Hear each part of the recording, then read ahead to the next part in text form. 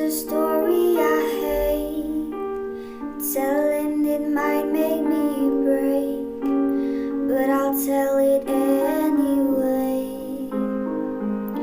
This chapter's about how you said there was nobody else. Then you got up and went to her house. You guys all